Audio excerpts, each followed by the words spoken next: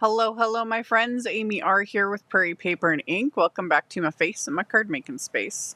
And a couple of cards using some newer Simon Says product from their Favorite Things release, which was their February 2025 release. I always have to remind myself, what year is it? What day is it? Anyway, some of the newer stuff plus a specific oldie but goodie favorite, which is the title of the video. The mushroom stems wafer dies. I love them. Don't know why. I just do. They work with everything. So I pulled those out along with a couple other older die sets and then combined them with some of the newer ones, specifically this little bundled bunny wafer die that's just, it's the cutest little thing. So I will, as always, have links to everything. I'll link to that new release. I've done a couple videos already using other products from the release. So I'll have links to the release, everything I used, etc. in the description box below the video. My links are affiliate links. That just means that if you click on one of my links and end up placing an order, I do get a little kickback from that at no extra cost to you. That is what helps pay the bills, keeps my heaters going, enables me to keep bringing out content. And then if you follow me on Instagram, I'm also part of an Instagram hop to share inspiration with this release. My Instagram and my socials are always linked as well in the description box below the video. Definitely worth checking out. There's giveaways and, like I said, tons of inspiration. So many phenomenal makers. And yeah, that's it for the housekeeping. Let's get into making the cards. As I tend to do, I did all my die cutting before I started filming, just to save us all the mind-numbing boringness. So I did everything twice because I thought, while I got all the supplies out, why not? And I'm starting with that bundled bunny, and I die cut. All of my die cuts are from Simon Says Stamp Smooth White 120-pound cardstock, and I stuck my little die cuts to my grip mat. And then I'm going to use a variety of Pawsitively saturated inks to ink blend all these little pieces.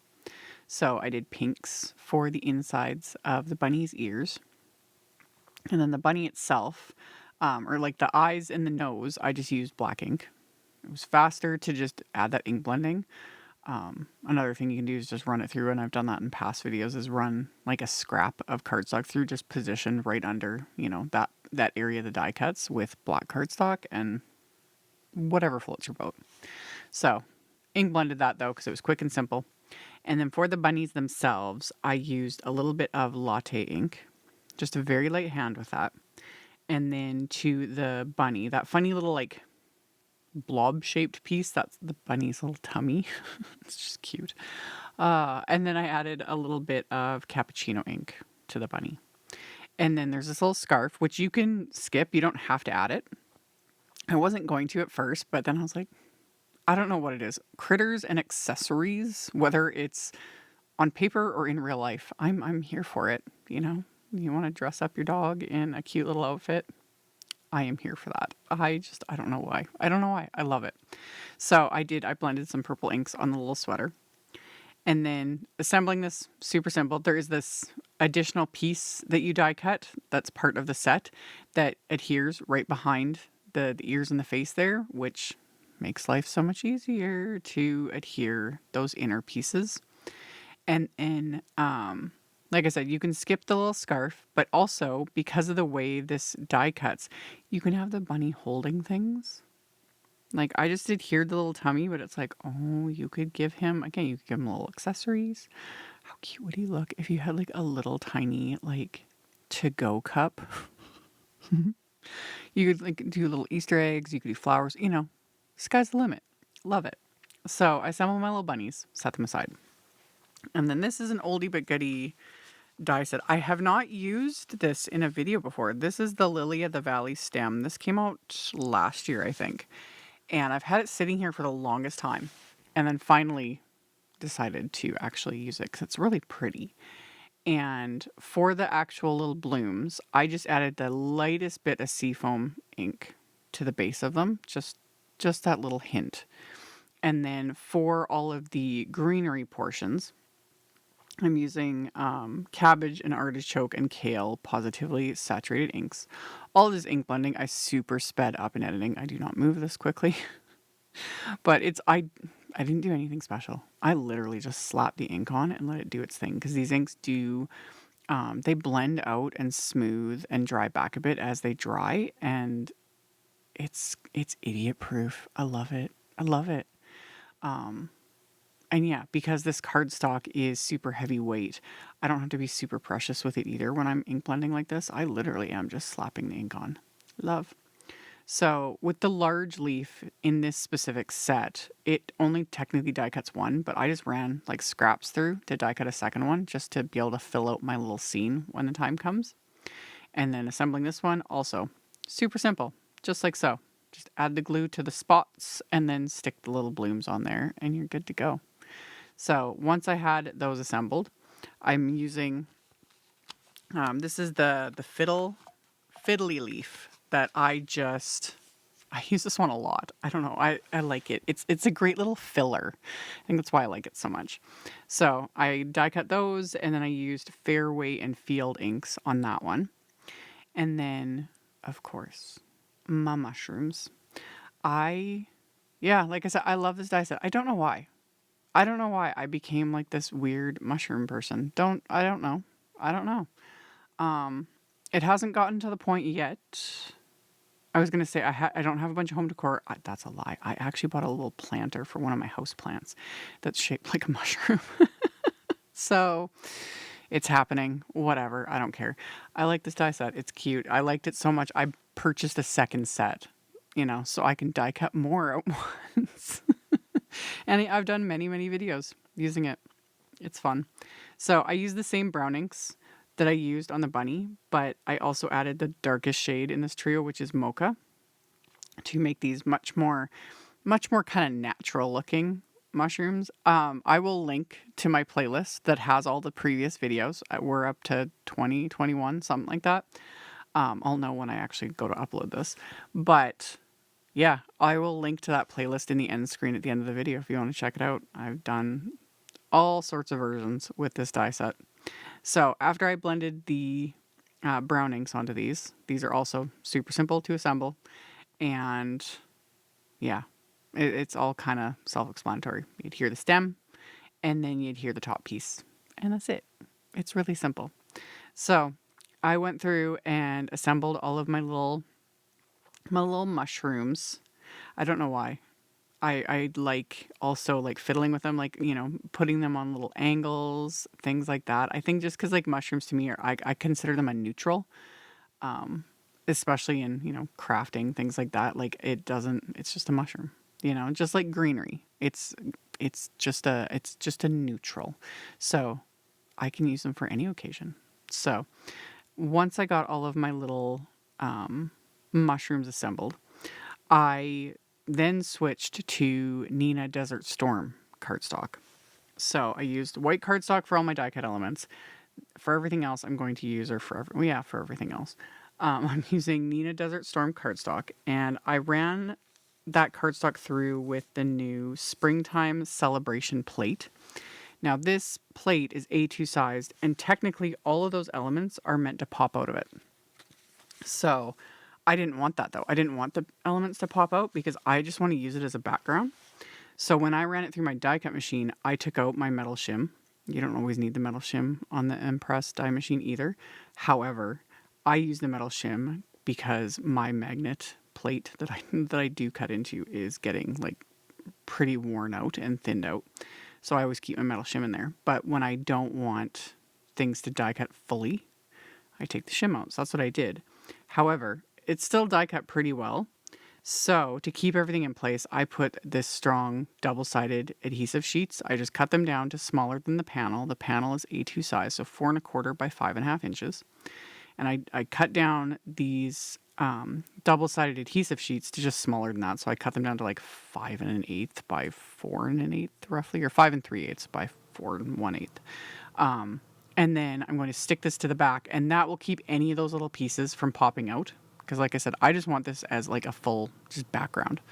But that's the nice thing about a die like this is you can use all those little die cut pieces. You could make this a shaker. sky's the limit. But I wanted it neutral, just a simple little background. So I stuck that adhesive on there, so that's now going to keep everything in place. Off camera, I had already sort of fiddled with my arrangement and kind of had a rough idea of where I wanted to place everything. This is another reason, though, why I like doing two of like the same or very similar cards, is I use one as my template. So that one on the left, I had kind of figured out, laid everything out, and then I can just copy that on the other card front. It just makes life easier because I've done the trick a lot of times where I'll lay things out and I'll take a photo with my phone. I can't even tell you guys how many times I've done that. I still have tons of photos on my phone and I forget about it, or I'll lay everything out and then I, move it off to deal with the background, do things, whatever. And then by the time it comes to like assembling, I've completely forgotten. So that's honestly the main reason I like doing two cards at the same time, because then one is just my literal visual guide right in front of my face, because I need that. I need that. So I assembled my little scene and adhered everything together with just craft tacky glue. And like, seriously, how cute. How cute. And then did the same thing on the other one, just glued it all down. And then of course I'm going to add the splatter. So I put these into my splat box and I added some white gouache to my little palette and then some water to thin this out and just went to town and added just a ton of splatter because I like it. It's fun. So I added a bunch of splatter and then this was kind of accidental in a sense. One bit of the splatter got right onto this bunny on the right onto the eye, and it was kind of in the perfect spot too. Like I wasn't planning that, but it just, the way it landed on there, right there, and I was like, I like that. I like, because I had already been thinking about using my white gel pen because I usually, to specifically add, but rather than pull out my gel pen, I just pulled out one of my stylus tools and then intentionally added. So the dots to the eyes, it just brings them to life a bit. And then like everything, once I start, I can't stop. So this is another thing you can do. I've shown other things like using like a marker to add, intentional splatter. But if splatter freaks you out, or if you're more of a control freak, because trust me, I get it. I am one too. Splatter is one of my exceptions to that rule, is use a stylus tool. So you can mix up whatever product you want to splatter with, and rather than use a brush and have it going all over the place no matter what, you can use a stylus tool and place the splatter strategically where you want it. So even though I had it everywhere, I still used the stylus tool to place extra bits. Go big or go home. So it's something you can do, and it's a good way to use if you've still got those tools like I do. I have like a large variety of stylus tools, and that's what I use them for mostly, is adding dots to things. So after all my splatter dried, I used the new Blessed Wafer die, and I didn't use the outline. I used just the word die, and I die cut one of the new green glitter cardstocks from Simon, and then I also die cut some scraps from the Desert Storm cardstock. I layered 2 of the Desert Storm pieces together and then topped it with the glitter piece for my sentiment, and then did that a second time for the second card. And then I used the Blessed pre-printed sentiment strips to finish my sentiments and to have something to put on the inside of the cards. So these I just trimmed down with my paper trimmer. And once I had figured out what sentiments I wanted to use, I made my card bases, which were also Nina Desert Storm cardstock. These are top folding A2 note cards, so 4 1/4 by 5.5 inches. And I just peeled the backing off of the card front, off that double-sided adhesive, and then stuck that right to the card base, and it's not going anywhere. So once that was adhered, I then could adhere my die cut sentiment, and then the little companion sentiment strips. I decided to ink blend those with the lightest green ink that I'd use, which is cabbage ink. So blended that onto the sentiment strips. And then one of them on the inside, I ended up using the heather ink as well, which I'll show at the end. And then for the ones on the front, I just trimmed down some little thin foam squares. And then I can just peel off the backing and pop these into place. So one's going to be a birthday card. And then the other one's just going to be kind of a more open-ended, generic friendship card. So, yeah, same, but just slightly different. And then as my final bit of embellishment, I'm using, and I put a bunch of these on here, the pale green, like confetti that Simon had released. I've already used these in a couple previous videos. I like these a lot. They're very subtle. Like in the packaging, you can see like they're very green, everything, but they're very like transparent in a sense, you know, and yet iridescent. And yeah, so I put a bunch of them all around these little scenes and just adhere them into place with Craft Tacky glue. And they're a little more obvious when the glue is still wet because this glue is white, but it dries clear. So once it dries, they just end up being like kind of just iridescent little dots, you know? So let the glue dry and these cards were complete. So like I mentioned in the intro, I will have links to all of the things in the description box below the video. So you just expand that, everything will be there, the supply list, the link to the new release, links to my social media, etc. All of that will be below. And then at the very end of the video, I'll post the link to the playlist using all those mushroom stem wafer dies. So thank you guys so much for hanging out with me, for thumbs upping and commenting. It helps a lot and I really do appreciate it. Subscribe if you haven't. I'd love to have you. And I'll see you all very soon in the next one. Bye. Thank you so much to my amazing Patreon supporters. For anyone that might be interested in joining my Patreon community and supporting me, the link to my Patreon is in the description box below the video. For everyone else, as always, thank you all so much for taking the time to watch my videos, for thumbs upping, commenting, subscribe if you haven't, I'd love to have you. And here's a couple other videos for you to check out in case you missed them. Bye!